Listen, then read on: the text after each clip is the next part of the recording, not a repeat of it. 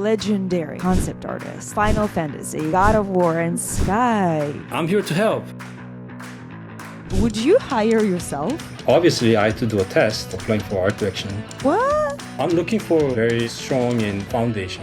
Where do I apply? Here, How to make my portfolio attractive for clients. I suck, but I'm free. 5 different pieces. You need to choose one that is AI. Oh my God, I caught that. Would you hire that person? Well, I might consider. There might be an opportunity here.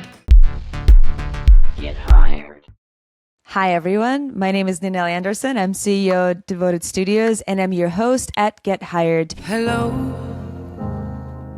it's me. Today, we have an amazing guest, a legendary concept artist, an art director that worked on Final Fantasy, God of War, and most recently is an art director on Sky, Cecil Kim. Hi, Cecil. Hi, you know. As someone who teaches people as well and finds time to share your knowledge, I only can imagine what we can dive deep in today, not to put you on a spot, but I hope for some really good content. Yeah, it should be cool. Sky, your most recent project, is one of those very unique indie, different, creative. Like, does that take a very different mindset and a different type of artist comparing to even the part of the brain that you had to use when you were working on like Final Fantasy or God of War?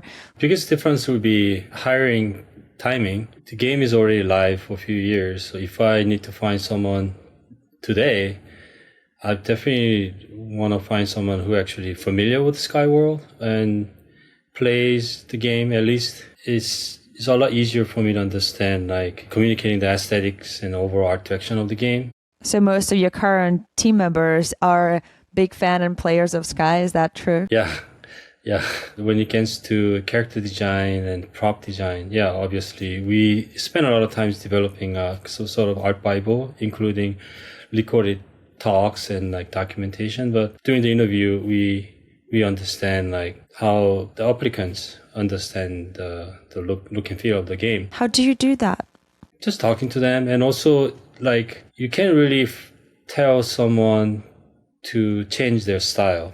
The style of art is something very connected to their passion and their heart. Just by looking at their work in the portfolio, I see there's certain genre and subject matter they're really excited about. And if that aligns with the Sky, the core, the philosophy and the look and the world setting, then it's very easy. But if I don't see that, then it's going to be very difficult for someone to change their artistic passion. The heat, the fire, the passion. Your previous portfolio, Final Fantasy, Parasite Eve, God of War, are very stylistically different from Sky. Would you hire yourself? It's very difficult to develop different style of the body of work when you're working full time on a big project. But then people do spend their time to create something they love to do. That's also really says that they're open to try new things.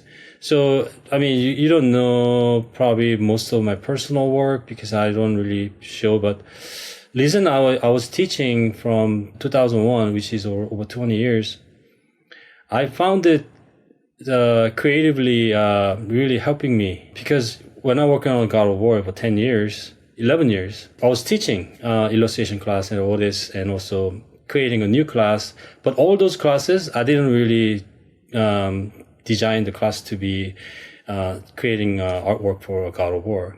It was more personal expression. Each individual artist has a very specific style and thing they like to create. I start to realize, wow, there's such a great ideas from my students and I want to make this into something, either book illustrations or comics or games that really like slowly build up in my side. That's why I left Sony eventually.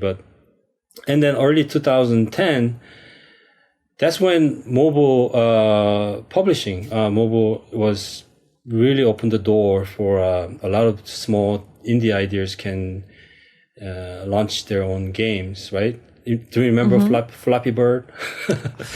And then, Of course.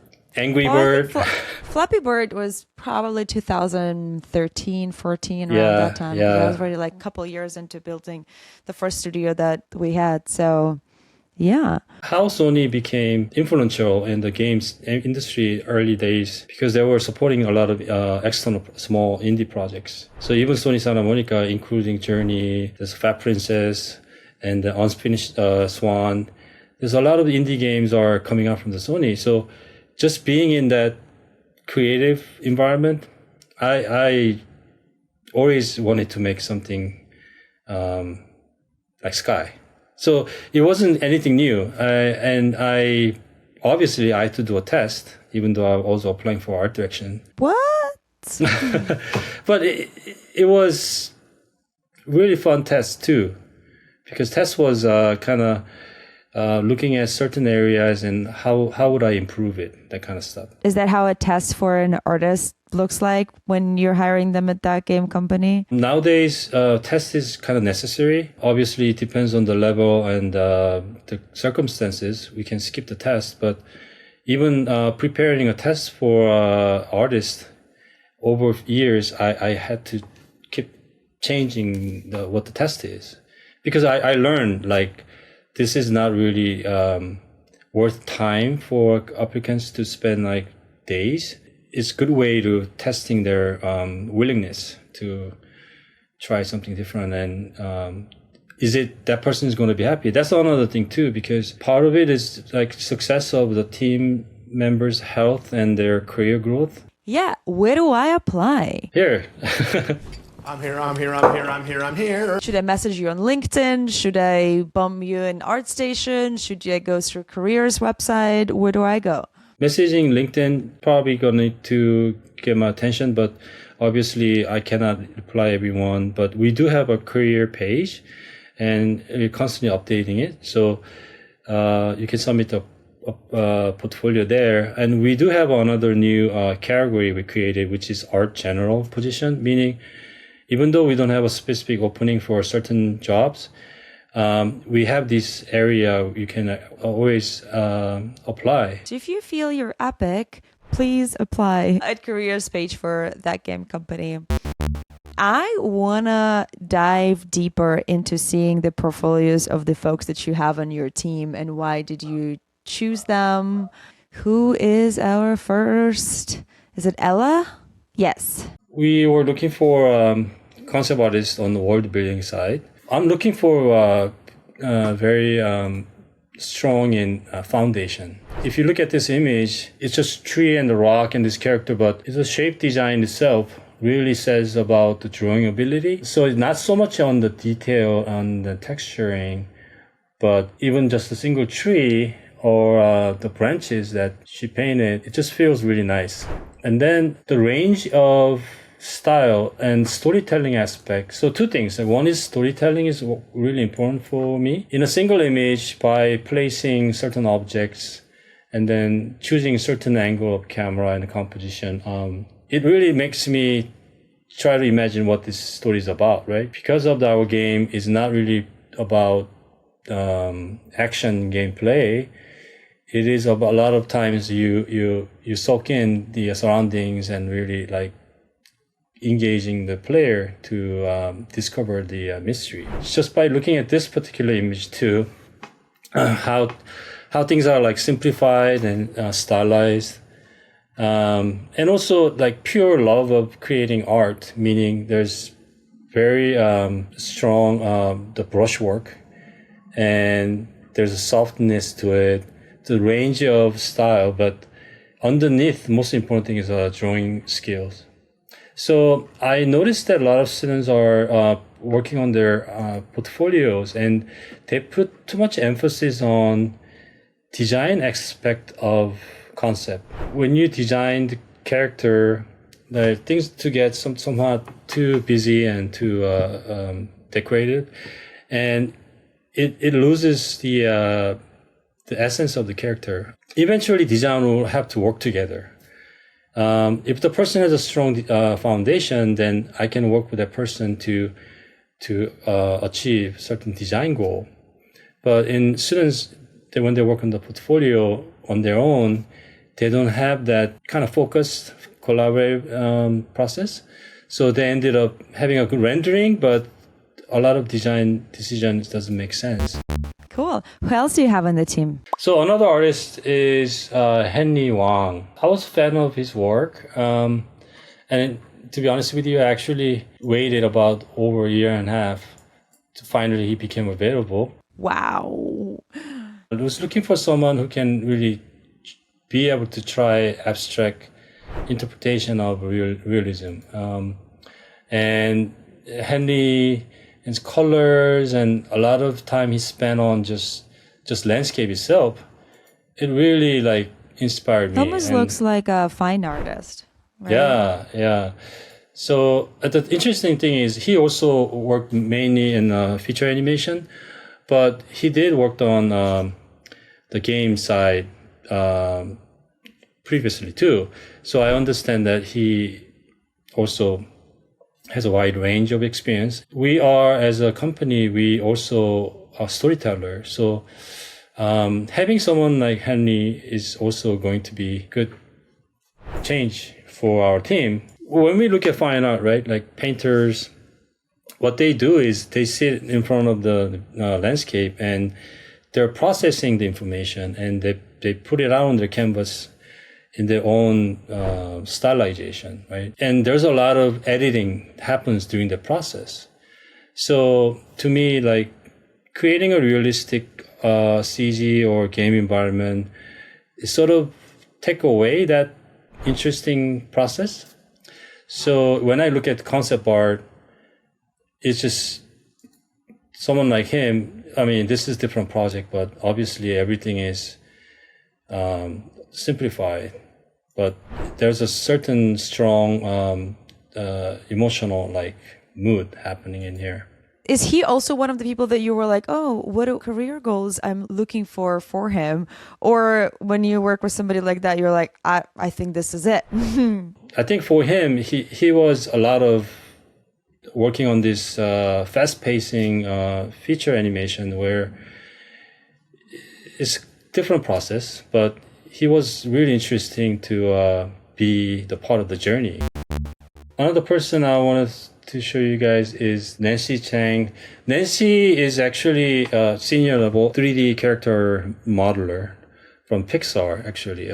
We can't really show much modeling examples because the Pixar disclosure. However, she put together this personal work, just character sketches and stuff. But then one thing I was really interested into seeing is like Nancy was developing her own game a couple of times using Unity. That really got us into attention. And these are some of the puzzle games that she was working on. This is quite different style than other artists. It's not fully painted, but just so fun. This is why I'm talking about a lot of personality is quite important for each character to be able to capture. But a lot of students' work are wearing armors and like a lot of detail. Big man in a suit of armor. I'm honestly just fascinated. The beginning of conversation we started was like, oh, I'm trying to hire people that kind of are in the style of Sky. And then you show me 3 artists that are like absolutely different. I'm like, what? What? So what is in common between all of these 3 artists? They're quite known in online community. They're just very productive, meaning they're constantly creating work. I mean, they also post their personal work on our company, the Slack too. So yeah, it's quite refreshing. Folks Talks. One of the questions that we have is from Mikal. And Mikal is asking how to make my portfolio attractive for clients if I'm more like an idea guy and not super rendered splash art illustrator guys. Studios always say they look for concept artists with unique ideas, but at the end they pick portfolios with night rendered images over the ones with designs, iterations, and ideas. So that is a really good question. It's pretty obvious if you applying for certain studio and you can just see the history of what they're making. You first of all, you need to understand what type of style they're looking for. But the question is about having idea guide, right? It's hard to say without seeing examples, but if the idea is also done in a way there's strong foundation is there, meaning you can just sketch some ideas with wrong perspective or anatomy. Even the sketching stage, I think the part of the big job for a concept artist or the biz dev artist is that to inspire the team. Even though simple sketch, when the designer looks at it or director looks at it, we need to appreciate it as an art form too. And second thing is you have to really constantly look for who is going to look for this sketch idea person. If you submit the portfolio to Stuffield or something like that, then obviously that's not going to work. But if you know that some studios are actually focusing on simpler style, then it can work appear too.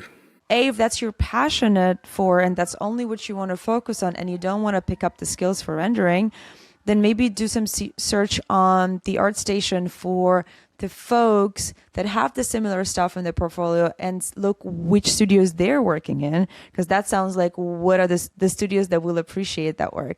Isaac Rodriguez is asking, how can he promote himself in the best way if he doesn't have a lot of experience? And he recently got an opportunity to help an animation studio and a small indie studio. And he's wondering if this is enough as a start to tell companies, I've done some things. Like, what is enough? Like, I feel like every artist always feels like, oh, I haven't done enough to be considered for this job. What is enough? Either you help out your neighbor's project they were making in the garage, or you work on a project from school, sponsor project or not. It doesn't really matter. The important thing is you are part of this creative process as a group.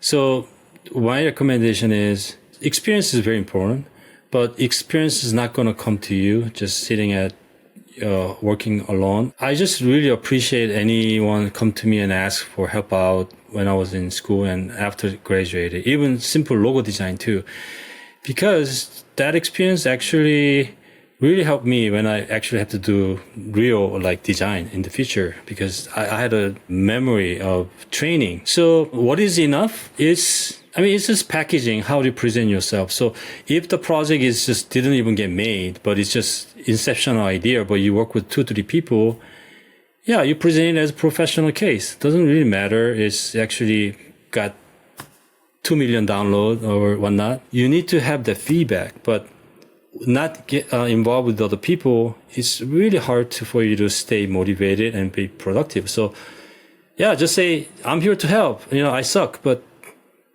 I'm free. And also not take feedback personal. I watched the Jeremy's video. Jeremy mentioned that like when you get feedback or not get hired, don't think it's personal. I would say start off, just don't feel bad if you get denied or passed. This doesn't mean you're a bad artist. This doesn't mean you did something wrong or you typed something off. Like, it's just, it isn't what the project needs at that moment. In this part of the episode, we're going to see 5 different pieces of art. From 4 of them are from real humans, and one of them is AI. And that thing is becoming really evil. Let me show you what real evil looks like. Let's roll. Number 1. This is really cool.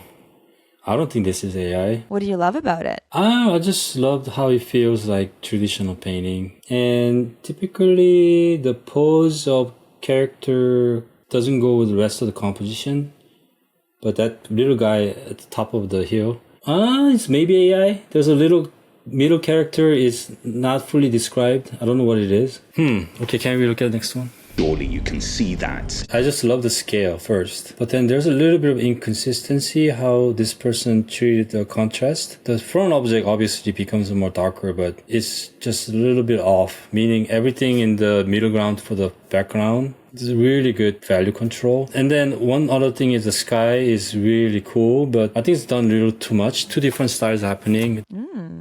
Interesting. Next. Wow, this is cool. I just came from camping this weekend. This reminds me of how I fell on the grass.